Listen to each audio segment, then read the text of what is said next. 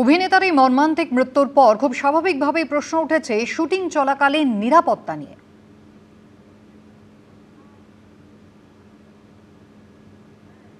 নিরাপত্তা ব্যবস্থা, আমি সত্যি কথা বলতে গিয়ে আমাদের বাংলা ছবির এই গল্প বাজেটে বড় নিরাপত্তা ব্যবস্থা থাকে না। এক্সপ্রেসিভ ফেস, তো সেই সব নিয়ে তো কাজ করেছিল অনেকদিন, কিন্তু এরকম একটা দুর্ঘটনা ভাবাই যায় না। নিরাপত্তা ব্যবস্থা তো মানে ডেফিনেটলি সেইভাবে তো আমাদের ফিল্ম ইন্ডাস্ট্রির ক্ষেত্রে তো খুব একটা আঁটোসাঁটো নিরাপত্তা ব্যবস্থা তো থাকে না।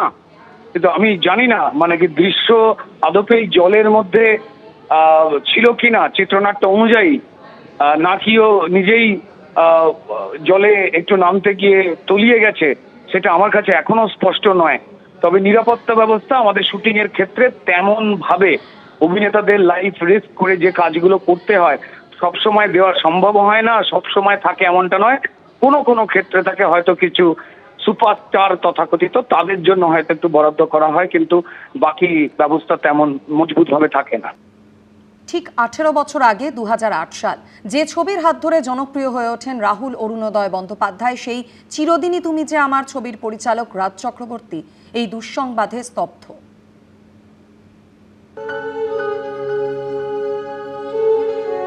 প্রথমত কেউ আমরা ভাবতে পারছি না, মেনে নিতে পারছি না যে রাহুল নেই। রাহুল খুবই ভালো একজন অভিনেতা, এবং রাহুলের সঙ্গে আমার প্রথম কাজ সিনেমা চিরদিনই তুমি যে আমার 2008 সালে, মানে আজ থেকে 18 বছর আগে। বাট অভিনেতা হিসেবে খুব ভালো ছিল। সব থেকে প্রথম হিট চিরদিনই তুমি যে আমার, আর সেই ছবির পরিচালক তিনি যেমন একেবারে হতচকিত, একেবারে শোকস্তব্ধ হয়ে রয়েছেন সঙ্গীত পরিচালক জিৎ গঙ্গোপাধ্যায়।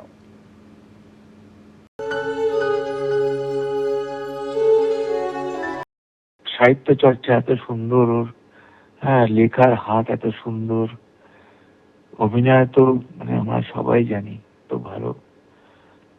সব থেকে বড় কথা, একটা ভালো ছেলেকে আমরা আজকে হারালাম।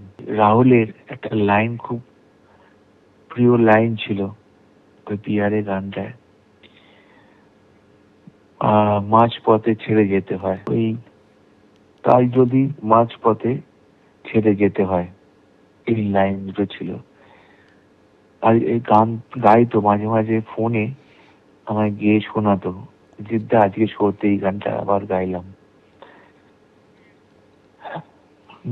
জাস্ট ভাবতে পারছি না, মানে আমি প্রিয়াঙ্কার সামনেও গিয়ে কি করে দাঁড়াবো আমি নিজেই জানি না। কি বলবো, আমার সঙ্গে কিছু সপ্তাহ আগে কথা হয়েছিল, একটা পডকাস্ট করে বলেছিল জিদ্দা তুমি এসো, আমরা অনেক গল্প করব। সেই গল্পটা রয়ে গেল। 26 বছর আগে অভিনয় জীবন শুরু হয় রাহুলের। সিনেমায় অভিনয়ের পাশাপাশি চালিয়ে গেছেন মঞ্চাভিনয়ও, লেখালেখি করতেন, জনপ্রিয় হয়েছিল তার পডকাস্টও। গতকাল সেই বর্ণময় জীবনেই আচমকা পড়ল দাঁড়ি। অভিনয় ছিল রাহুল অরুণোদয়ের ধ্যান জ্ঞান। বাবা ছিলেন নাট্য ব্যক্তিত্ব, তাঁর হাত ধরেই অভিনয় হাতেখড়ি হয় তার। 2000 সালে চাকা ছবিতে অভিনয় দিয়ে ক্যারিয়ার শুরু হয় রাহুল অরুণোদয় বন্দ্যোপাধ্যায়ের। 2004-এ অভিনয় করেন আবার আসবো ফিরে ছবিতে। 2008-এ চিরদিনই তুমি যে আমার ছবিতে অভিনয় করে দর্শকদের মনে পাকাপাকিভাবে জায়গা করে নেন রাহুল। অভিনয়ের পাশাপাশি লেখালেখি করতেন রাহুল, বেশ কয়েকটি বইও লিখেছেন। ইউটিউবে শুরু করেছিলেন পডকাস্টও। সাম্প্রতিক বিভিন্ন বিষয়ে আলোচনার জন্য সেখানে ডাক পেতেন বিভিন্ন ক্ষেত্রের কৃতীরা। এবিপি আনন্দ। রাহুলের মৃত্যুর খবরে দিশেহারা তার বন্ধু স্থানীয় শিল্পীরা।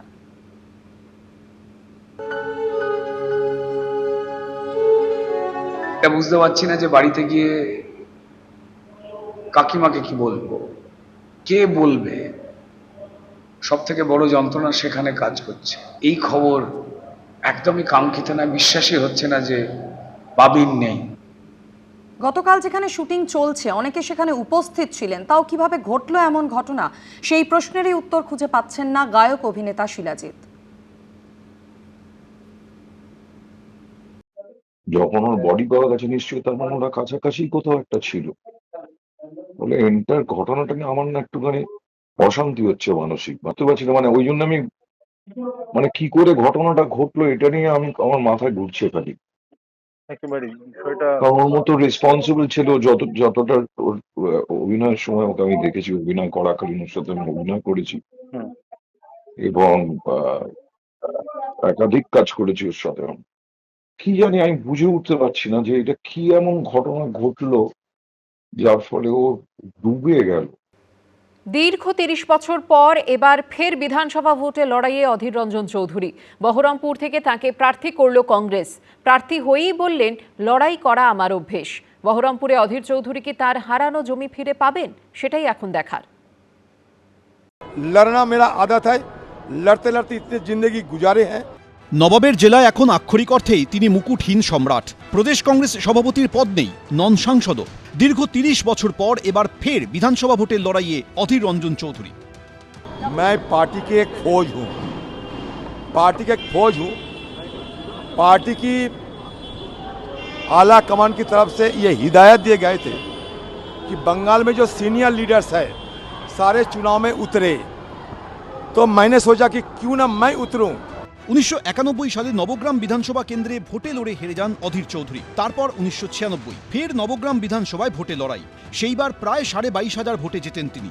তবে তারপর আর বিধানসভা ভোটে লড়েননি, লড়েছেন শুধু লোকসভা ভোটে। 1996 এর পর 2026, টানা 3 দশক পর আবার বিধানসভা ভোটের ময়দানে। पार्टी की आदेश और हिदायत के मुताबिक मुझे लगा कि जब जोखिम हालात होते हैं तब खुद को पार्टी की सहायता करने के लिए, मदद करने के लिए जमीन पे उतरना एक धर्म होते हैं, मान लीजिए कि राजनीतिक धर्म होते हैं। तो मैं इसलिए पार्टी की हिदायत को मानते हुए चुनाव में मैं भाग लेने, शिरकत करना चाहते थे और एक उम्मीदवार की हैसियत से मैं उतरने की तैयारी भी कर रहा हूँ। বহরমপুরে বারবার অপরাজেয় থেকেছেন অধীর চৌধুরী। তবে তাল কেটেছে 2024 লোকসভা নির্বাচনে, হাতছাড়া হয়েছে ডাবল হ্যাট্রিক। 2019 লোকসভা নির্বাচনে বহরমপুর আসনে তৃণমূল প্রার্থী ইন্দ্রনীল সেনকে 3,56,567 ভোটে হারান অধীর চৌধুরী। পশ্চিমবঙ্গের 42টি আসনের মধ্যে সবচেয়ে বেশি ব্যবধানে জেতেন অধীর চৌধুরী। কিন্তু 2024 লোকসভা নির্বাচনে প্রাক্তন ক্রিকেটার ইউসুফ পাঠানের কাছে 85,000-এর বেশি ভোটে হেরে যান তিনি। যদিও বহরমপুর বিধানসভা কেন্দ্রে এগিয়েছিলেন অধীর চৌধুরী, সেখানে ভোট পেয়েছিলেন 83,000-এর বেশি। বিধানসভা নির্বাচনে এবার তাঁর লড়াই তৃণমূলের নারুগোপাল মুখোপাধ্যায় এবং বিজেপির সুব্রত মৈত্রর সঙ্গে। তবে গড় পুনরুদ্ধারে আত্মবিশ্বাসী অধীর চৌধুরী। लड़ना मेरा आदत है, लड़ते लड़ते इतने जिंदगी गुजारे हैं, इतने उम्र गुजारे लड़ते लड़ते। लड़ना मेरे साथी है और मैं लड़ते जाऊंगा। একসময় মোটর বাইক চেপে গোটা বহরমপুর শহর চক্কর দেওয়া সেই যুবক এখন প্রবীণ নেতা। সময় বদলেছে, বহরমপুর পাল্টেছে, পাল্টাতে হলো অধীর চৌধুরীকেও। তাই লোকসভার ভোটে হেরে এবার বিধানসভার পরীক্ষায় নামতে হলো তাঁকে। অধীর চৌধুরী কি তাঁর হারানো জমি ফিরে পাবেন 2024 থেকে 2026? বহরমপুরবাসী কি অধীরের জন্য অধীর আগ্রহী অপেক্ষা করছিল, নাকি ভুলতে বসেছে তাদের একদা রবিনহুডকে? উত্তর মিলবে চৌঠামে। এবিপি আনন্দ। এবিপি আনন্দ, এগিয়ে থাকে, এগিয়ে রাখে।